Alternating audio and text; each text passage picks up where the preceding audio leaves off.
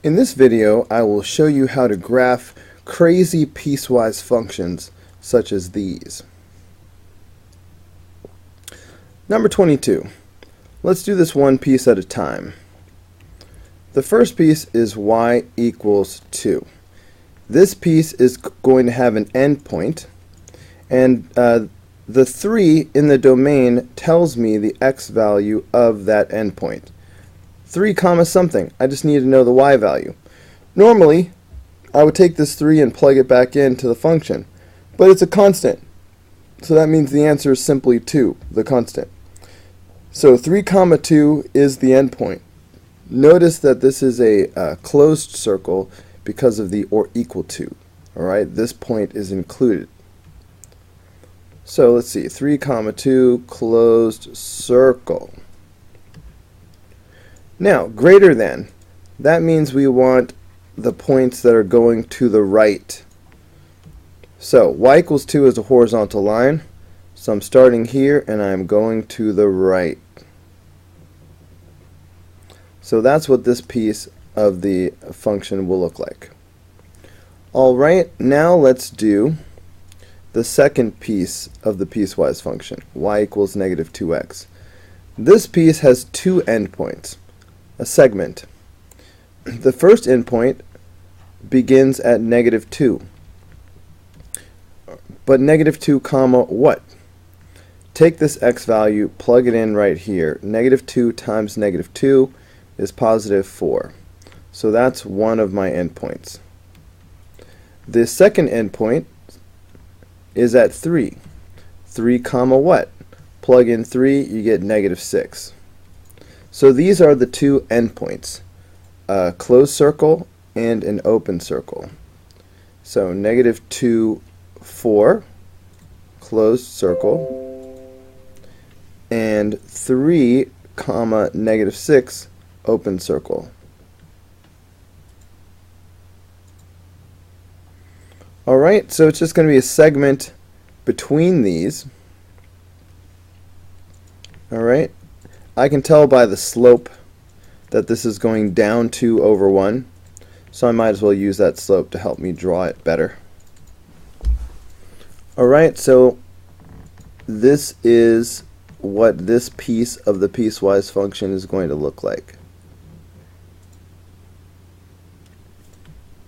Alright, now there's one more piece to draw.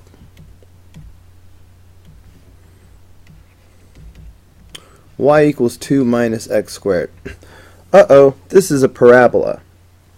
So I'm going to need a table of values when I do this one. But let's start with the endpoint. The endpoint is going to be at negative 2, as you can see. But negative 2 comma what? Well, if I substitute negative 2 in right here, that's going to give me 2 minus negative 2 squared. So negative 2 squared is positive 4. So that would be 2 minus 4. So that would be negative 2. So negative 2 comma negative 2 actually. That's the endpoint. Open circle.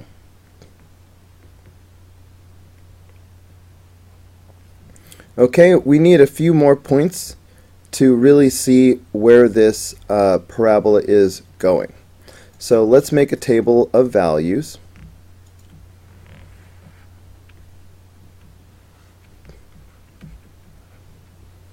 Alright, remember that y is equal to 2 minus x squared. Let's start with the endpoint. Alright, we've already got that point. Let's just write it down. So it's negative 2, negative 2. We want x values that are less than negative 2. So for other values, I'm going to use negative 3, negative 4, and negative 5. So I'm going to substitute each one of those in. So this will be 2 minus negative 3 squared. That's 2 minus 9, so that's negative 7. This one would give me 2 minus negative 4 squared. That's 2 minus 16, so that's going to be negative 14. Alright, so the rest of these are not going to fit on the graph, so I will have to make do with these 2 points. Okay, so I've got -3, -7. So -3, -7 is about here. Okay, so I'm not going to get to see much of the parabola. It's pretty much going to look like it's a straight line, but it's actually part of a parabola. But that's it. That's what the piecewise function is going to look like. Now, we need to talk about the points of discontinuity. There is a break in the graph here at -2. Alright, so there's a discontinuity at x equals -2. Alright, it's the x value of the break. There's another break in the graph over here at 3. Alright, these are both jump discontinuities. And that's it for problem number 22. Number 23, both pieces of this function are nonlinear. So I'm going to need a table of values for each of these. So here I go. So I have y equals 2 times the square root of x plus 3. Alright, so if anytime it's not a line, I'm going to make a table of values. Let's start with the end point of this piece. The end point is going to be at -3 comma something. -3 comma what? Substitute in -3 and see what you get. If I put -3 right here, -3 plus 3 is 0. Square root of 0 is 0. 2 times 0 is 0. So I'm going to get 0. So -3 comma 0 is the end point. Close circle, see the or equal to. So -3 comma 0, close circle. So this is the end point of this piece of the function. So for the rest of the function, I'm going to need a table of values. Okay, so I'll put my table of values right here. I will start with the endpoint, -3 comma 0. I want values that are greater than or equal to -3. So the next bigger number is -2. Okay, I know 2 is smaller than 3, but -2 is actually bigger than 3. Anyway, if I substitute -2 into the function, that's going to be 2 times -2 plus 3. So what's going on there? That's going to be 2 times the square root of 1. 2 times 1 is 2. So that's going to be a point on the graph. Let's keep going. How about -1? So I'd have 2 times -1 plus 3. So that's 2 times the square root of 2. Alright, I'm going to put that in my calculator to check out the decimal. Let's see, 2 square root of 2. That's approximately 2.8. Alright, let's keep going. Whoops, what about 0? If I put in 0, I would have 2 times the square root of 0 plus 3. That's 2 radical 3. Alright, I'm checking the calculator. 2 radical 3. That's 3.5 approximately. Okay, I'm kind of going to keep going until I go off the graph. Alright, I like my graph to be as accurate as possible. So let's do 1. So I'll have 2 times the square root of 1 plus 3. That's 2 radical 4. So that's 2 times 2. So that's going to be 4. Okay. Let's do one more. This is a bunch of points. So let's say if I had 2. So that would be 2, and then radical 2 plus 3. So that's going to be 2 radical 5. So 2 radical 5. That's 4.5. Alright, let's plot these points. I think we have enough.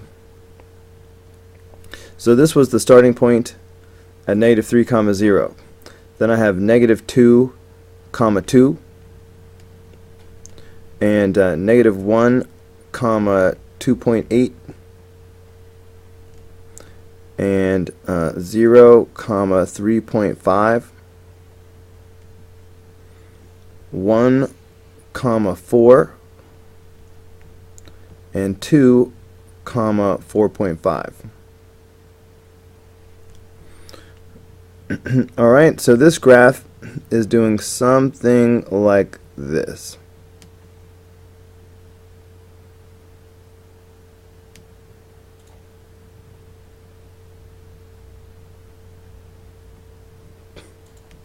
Alright, so that's what this piece of the piecewise function looks like.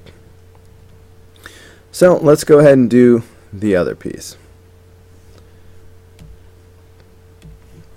Okay, y equals 1 over x plus 3 minus 2. Now keep in mind what the parent function looks like. For the previous function, the parent function was y equals the square root of x. And we know that that looks like this. So we're not surprised at what we got. Now for this red function, the parent function is y equals 1 over x. The parent function looks like this. Alright, there's a branch here and a branch here with asymptotes. Okay, so keep that in mind. Normally there's a horizontal asymptote at the x-axis and a vertical asymptote at the y-axis. So looking at the transformations here, we are shifting to the left 3 because of this. So that means there should be a vertical asymptote at negative 3.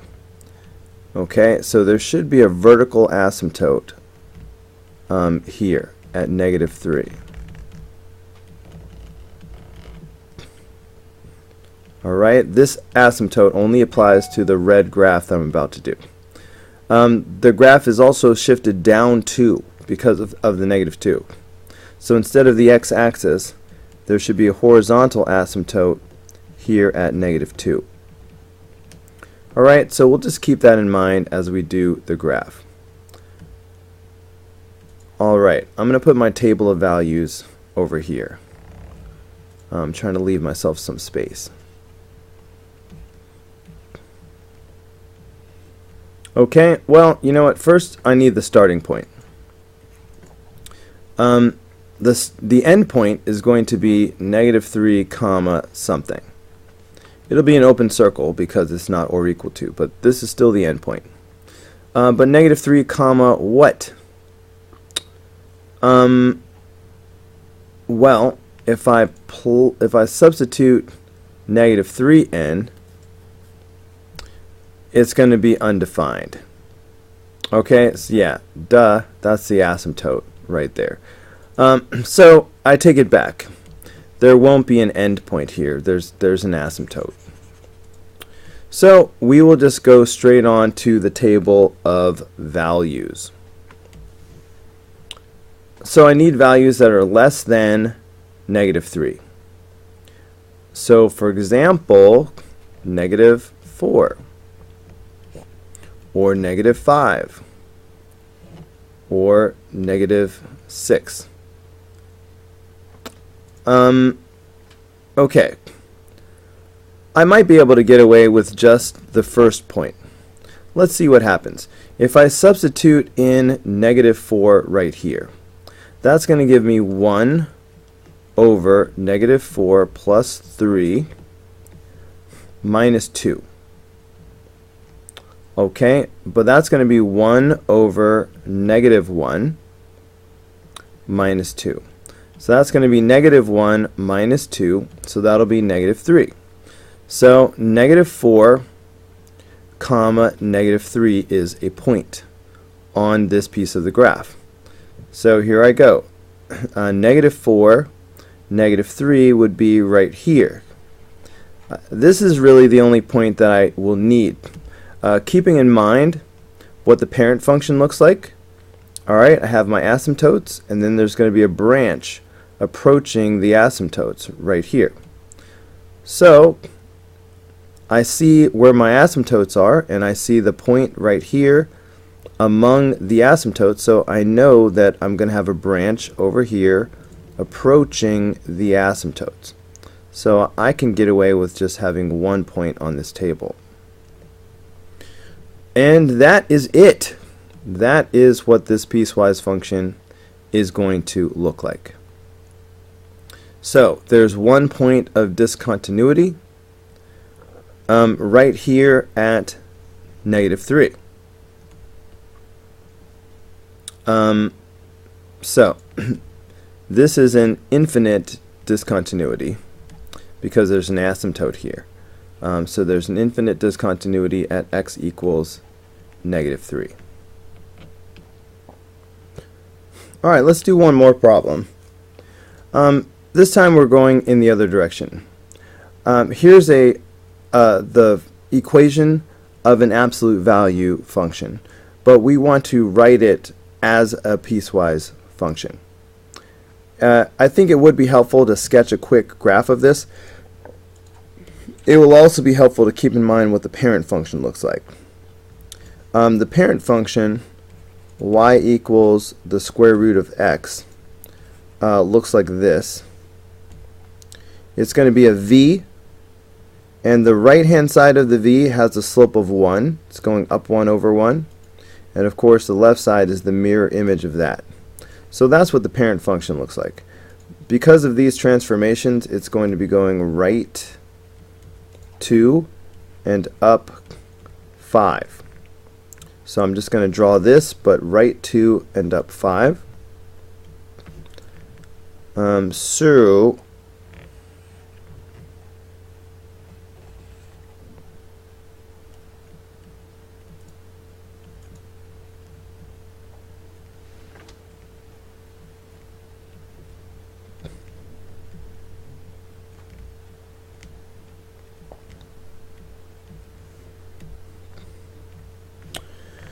So here's my vertex, and just remember that this is a slope of 1, and this is the mirror image, so this will have a slope of negative 1. Okay, and the vertex here is at 2, 5. Keep that in mind. So it's time to make our piecewise function. So f of x is equal to, and I'm going to go like this. So the pieces, I will have one piece for this ray on the left, and I will have another piece for this ray on the right. In fact, maybe I'm going to color code this. So I will let the left piece be red, but I will do the right piece in green, just so you can more easily follow what I'm doing. So let's start with the piece on the left. The slopes are negative 1 and positive 1. We already know that from the parent function. So remember good old y equals mx plus b, the slope and the y-intercept. So the equation of this piece of the line is going to be negative x plus something. I need to know what the y-intercept is. I'm not sure from this rough sketch where it's going to cross the y-axis. But I know that the slope is negative 1. So y equals mx plus b becomes negative x plus b. I just need to figure out what that b is. Similarly, the green piece has a positive slope, positive 1. So y equals mx plus b becomes 1x plus b. So in both of these cases, I need to find the y-intercept. Now, an easy way to find the y-intercept is to use something called point-slope form. Point-slope form works like this. If you have a point and the slope, you can find an equation of a line by using the model y minus y1 is equal to m times x minus x1, where m is still the slope and a point is x1 and y1. That's a single point. So for the red equation, remember that the slope is -1. So I'll just go ahead and put a little -1 right here.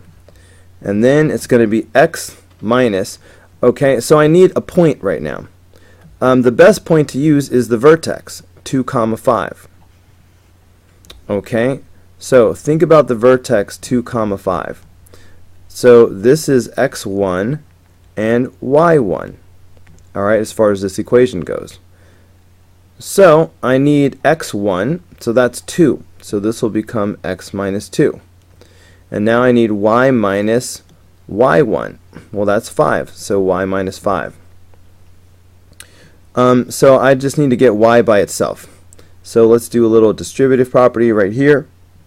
So I will have y minus 5 is equal to negative x plus 2. And now I'm going to add 5 to both sides. So that's going to give me y equals negative x plus 7. So that is the rest of the equation. I already knew that the equation started with negative x. Now I know it is negative x plus 7. Let's stick a domain on this. This is the left side of the equation. Notice that the axis of symmetry, alright, the line that splits this down the middle, is right here at 2. So the axis of symmetry is here at 2. So we're talking about being to the left of 2 and to the right of 2. So because we're to the left, I'm going to say x is less than or equal to 2. I decided to include the vertex with the red side, so I put or equal to, but it doesn't matter. I could have left this a less than and made the green one or equal to. It does not matter. Anyway, I still need the y-intercept for the green part of the graph. Alright, I'm going to do the exact same thing again. Okay, I'm still using the same model. So I'm still doing y minus 5, alright, because that's y1. And I'm still doing x minus 2, because that's still x1.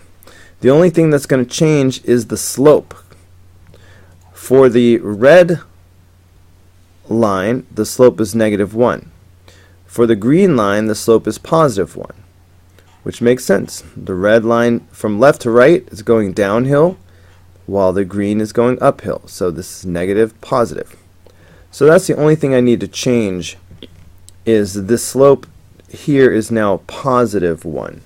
Not -1. Everything else stays the same. So I have y minus 5 is equal to x minus 2. And I will add 5 to both sides. So that's going to give me y is equal to x plus 3. So that's it. I already knew it was going to start out with an x.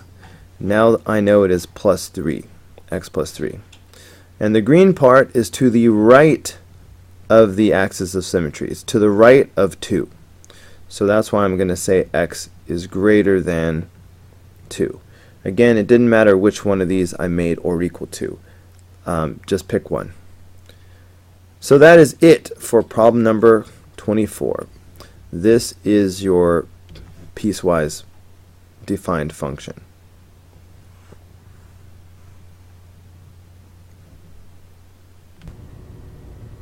Alright guys, that's going to do it for this video. Go ahead and click here in the red apple to watch the next video. Click in the green apple to subscribe, or click the yellow apple for the full playlist.